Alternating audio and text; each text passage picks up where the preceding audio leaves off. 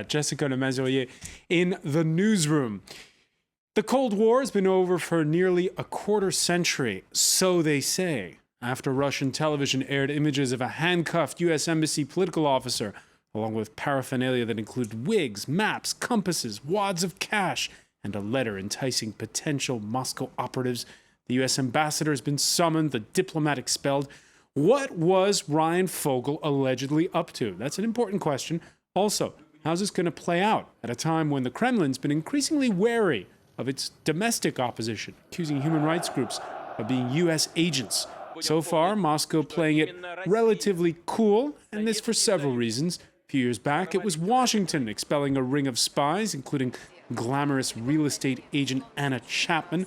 The latest incident can also be seen as a bargaining chip in a bigger game, the U.S. looking to sway Russia to drop Assad in Syria and further isolate in Iran with seeming nuclear ambitions. Today in the France 24 debate, I spy, you spy. And joining us from Moscow, correspondent Sean Walker, who will give us the latest on all the cloak and dagger of this story. Historian George Frederick Jewsbury is with us. Thanks for being with us once again here on the France 24 debate. France 24's very own Douglas Herbert. And from Kiev, Matthew Rojansky of the Carnegie Endowment for Peace. Thank you for being with us, the France 24 debate, where you can always join the conversation on Facebook and Twitter. On Facebook, by the way, we've been asking you, do you miss the Cold War? I've gotten quite a few responses on that. The New York Post calls him a bumbling American spy, with, among other items, his two wigs, one blonde, one dark, his Boy Scout-like compass, and his street map of Moscow. More on this story from Luke Brown. The US ambassador to Russia summoned to the foreign ministry in Moscow. Michael McFaul hearing a formal complaint about an alleged US spy, arrested Tuesday. The meeting lasting just a few minutes before the American delegation made a hasty exit. The arrest of Ryan Fogel is indeed somewhat embarrassing. The embassy employee detained wearing a blonde wig and in possession of a rudimentary spy kit, a compass, a street map and bundles of €500 notes. He's accused of trying to recruit a contact with ties to the Caucasus region. Despite talk of coordinating intelligence in the wake of the Boston bombings, Washington and Moscow spy agencies remain at arm's length, pushing the US to look for alternative sources. The Russian media seizing the affair as an opportunity to score points, and Kremlin sources also highlighting the supposed spook's lack of sophistication. To say the least, we're surprised by the extremely crude and clumsy recruitment. Moscow has condemned what it calls Cold War tactics. But in reality, both sides have sought to play down the affair.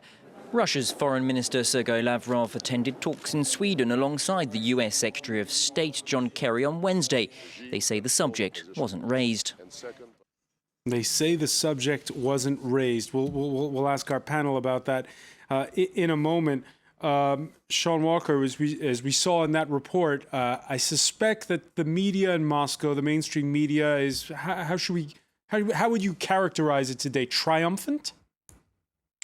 Well, what we've seen today actually was some kind of interesting new developments on the first channel, Channel 1, which is the big state-controlled TV channel that goes into every single Russian home in the country and where the majority of Russians get their news from. And what we saw today was they wheeled out an anonymous chap who they said was an FSB operative. He was his face was blacked out, his voice was disguised, and he was given no name. And he told us a few more details about this today. He claimed that Ryan Fogel had arrived in Russia in 2011 and that the Russian authorities had known all along that he was a CIA agent and been following him, and that this wasn't the first act of espionage that he'd been involved in. But the reason that the Russians acted so dramatically and so publicly, according to this anonymous FSB agent, was that in January, the Russians had actually kicked out another CIA agent, and they did it quietly at that time and told the Americans that they should stop this spying. The Americans ignored them, so we saw these dramatic pictures. That's the Russian story. We also had today this extraordinary recording of what the Russians claim is Ryan Fogel. We had a voice speaking in Russian with a sort of heavy American accent, asking his source to meet, saying, I can give you $1 million. So again, we're seeing more of this kind of almost unbelievably naive spying, if we're to believe that it's true, sort of letters saying that there's offers of $1 million, phone calls openly offering $1 million, and at least on the Russian television, not too many skeptical voices, more a sense of a job well done. We've caught the CIA spy. Sean, how does it seem to you, this story? Does it seem credible, the Russian version? Well, I mean, what seems credible is that, you know, America spies on Russia, Russia spies on America, even when we have these talks of cooperation and a reset and all kinds of other things. I don't think, you know, you'd have to be pretty naive to think that there was going to be none of this spying going on. So, you know, the fact that somebody working under the cover of a third secretary in the political section of the US Embassy in Moscow might actually be a CIA agent, I don't think is the most far-fetched thing ever.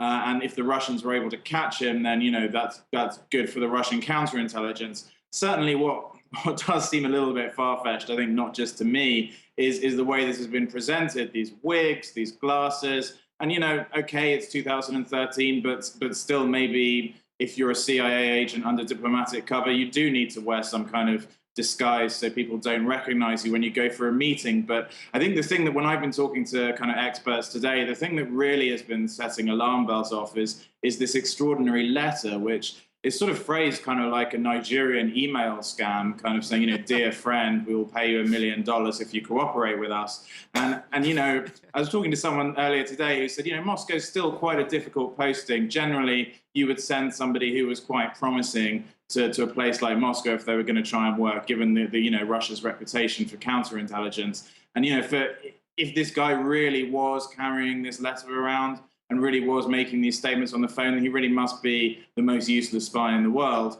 And so, you know, that part of the story does really ring a little bit untrue. You know, so for me at least, I would say, is Ryan Fogel a CIA agent? Possibly. Have the Russians maybe sort of sexed this up a bit, so to speak, you know, garnished it a bit, made it look a bit more ridiculous just to really humiliate the US?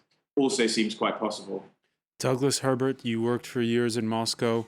What does your sixth sense tell you? Look, you know, you see our caption, I spy, you spy tonight, and Sean's absolutely right. I mean, you know, this is an elaborate game with all of its protocol, all of its rules. You know, the Russians do it, the U.S. does it. We haven't heard any denials from the Americans. I mean, that's what's interesting. You know, you say, was he a spy? I mean, was it? You know, chances are, yeah, he was a spy. He was caught red-handed. I mean, you could talk about the methods he used forever, but, you know, it's not easy to actually be sent on operations in a big city like Moscow. And you could almost argue that low-tech approach, setting him out with the blue and blonde, with the brunette and the blonde wig, and that he could stash in a bag easily and go through the metro, you know, millions of people. And it's easy. He could take it out quickly and all of that. So the methods of it... Several pairs of dark glasses. But, you know, it's interesting, François. This has been going on forever. Just because the Cold War is over doesn't mean the spying's over. And I remember, you know, back when I was studying there, we used to have a guy, one of my fellow students. He had just come out of the military, and every morning when he woke up, there was a black Volga car parked right outside his dorm room. He'd wave to the guys behind the screen, and they'd wave back to him. Everyone knew. They knew. They thought he was a spy. Maybe he was a spy. We never really asked the guy. But that's part of the game, and it continues up to this day, Cold War or no Cold War. And as Sean Walker was saying, the U.S. media having fun with the story because of that letter that was published, which gives an email address in it. And it says, to contact us again, please open a new Gmail account, which you will use only for communicating with us in an internet cafe or a cafe with a Wi-Fi connection. Matthew Rojansky, what did you think when you read that letter? Well, I mean, I agree with what's been said so far. The whole thing does sound a bit silly, but at the same time, it's testament to the multiple parallel universes, I would even say deeply contradictory universes, in which the U.S.-Russia relationship continues to this day, at the same time that we have a very genuine, and I would say absolutely first-order national interest on both sides in favor of cooperation.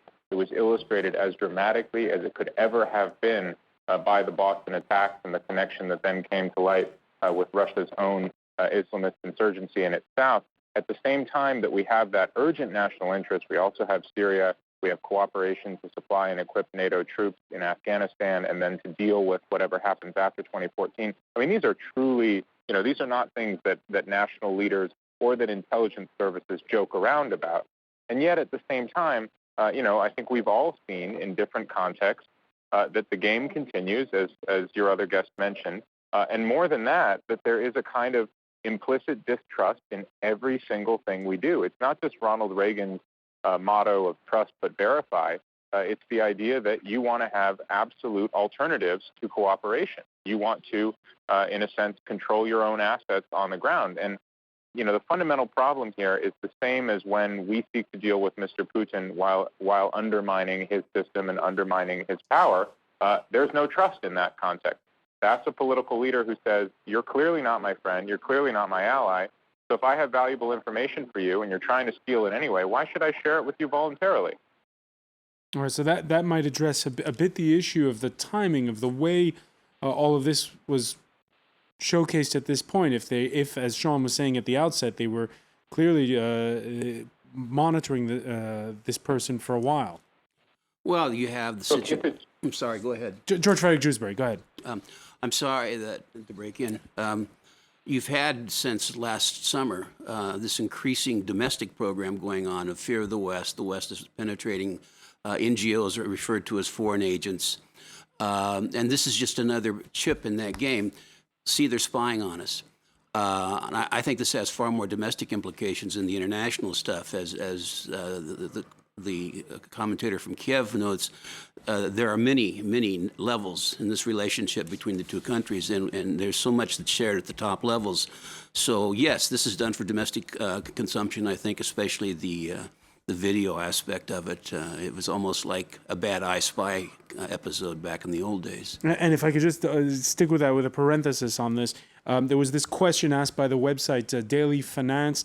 What's the going rate for espionage in Russia these days? It asks, because when you see the bundles of cash, and there was the promise of what I think it was $1 million. $1 million. Well, that was for the long term. That was for the long term commitment. $100,000. What did you think when you saw the sums, George Frederick Dewsbury? Well, I as I read in one source in Russia, you could buy a high-ranking FSB person for that kind of money. I don't know, maybe this guy down at the Caucasus is very important. I mean, who knows who he is and what he's doing? But I think that's an extraordinary investment. I mean, the Russians got Aldrich Ames for the price of buying a Jaguar that he parked in the CIA parking lot. I mean, unless inflation set into the whole system, but that's another question. It used to be a lot cheaper to buy. Used to be a lot cheaper. What the dollar's weakened too, so. All right, all things being relative. As Sean was saying at the top, they're meeting in northern Sweden this Wednesday between John Kerry and his Russian counterpart, Sergei Lavrov, the foreign minister, playing it cool.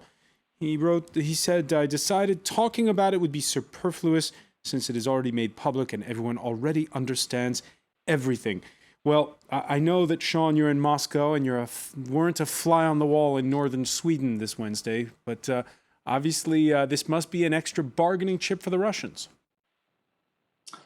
Well, I think so. I mean, as has been said, I think we have to sort of separate this out and say which part of it is for domestic consumption. We've seen this campaign ever since, before that, but especially since the US introduced the Magnitsky list and blacklisted all these Russian officials. We've seen kind of an angry backlash against the US and this is a good chance to show all of those people, in Novosibirsk and in Vladivostok that are sitting in their living rooms and getting all of their news from Channel 1. It's a good opportunity to say, well, look, here we go. We've caught an American. This is what the Americans are doing. The CIA is working to sort of turn Russian agents, against make them traitors and so on. So you've got that element of it. In terms of the international thing, I've got no doubt that the Russians are delighted that they've been able to sort of stick a finger in the eye, so to speak, of the US. And, they were angry about the spy ring. They were humiliated about, Anna Chapman and all of those guys being so embarrassingly caught out. And they'll probably be quite pleased to have something to sort of poke back with. But is this going to become a sort of giant stumbling block that will sort of mean that Russia and the US can't talk about anything without this coming up? I very much doubt it. They've got enough misunderstandings and problems anyway. And as you mentioned with Kerry and Lavrov last night, supposedly didn't even talk about it. We heard one of Putin's close foreign policy advisors, Yuri Ushakov, today. He was saying that, that he thought that what had happened was that low-ranking American officials hadn't understood the tone of positive relations between Barack Obama and Vladimir Putin, and that he hoped that they would take the right signals and they could move on. So we're not really seeing Russia throwing down a gauntlet, demanding some kind of explanation. It's almost as if they're kind of saying like, ha ha, we caught you. 1-1, it's a draw, let's move on. And you mentioned Anna Chapman. The last time a spy scandal broke out, a big one like this, Russia was on the receiving end of the accusatory fingers. Anna Chapman confessing to being more than just a glamorous New York real estate agent, part of a reported sleeper cell of 10 Russian spies broken up by the FBI in 2010. Chapman, who went on to host a weekly TV show in Russia called Secrets of the World. And this whole scandal, I mean, also that inspired perhaps the American TV series some of the viewers might know, The Americans right now, about KGB agents deep undercover back in the early 80s in the United States. Do you get the sense that Moscow's still smarting from that? That was 2010. It's a while ago. Yeah, but, I do think that it was a humiliating incident for Moscow because, like they said, they were caught red-handed. It was due to a leak, actually, that they discovered this network in the first place. And what we don't say with this whole thing is actually, and this goes to what we were talking about earlier, it's a tit-for-tat thing, and there are rules to this game.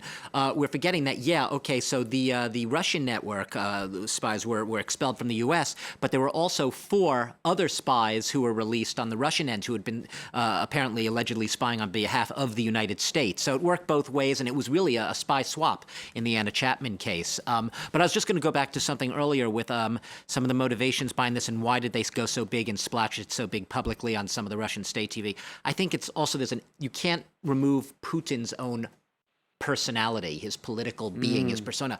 I don't think Putin is play acting when he acts. He's indignant, and he really has a sense that the West just doesn't get Russia. He detests being lectured to by Russia. He hates when the West tries to give Russia moral lessons. And I really think there's a tiny bit, it's hard to say precisely how, a little bit of a personal sense of vindication here on Putin's part. You get a sense he really relishes wiping this a little bit in the West's face because he feels under siege. He resents all of the criticism from human rights groups about the alleged human rights abuses in Russia, the crackdown we were talking about on the NGOs, the crackdown on political dissent there in the opposition. He thinks the U.S. is hypocritical, and he thinks that this puts the case right back at them. It throws it right back in their face. And which brings us back to a point Matthew Rojansky made earlier, which I'll ask him about when we come back in part 2, about the reset button between the recently re-elected Vladimir Putin and Barack Obama. Stay with us.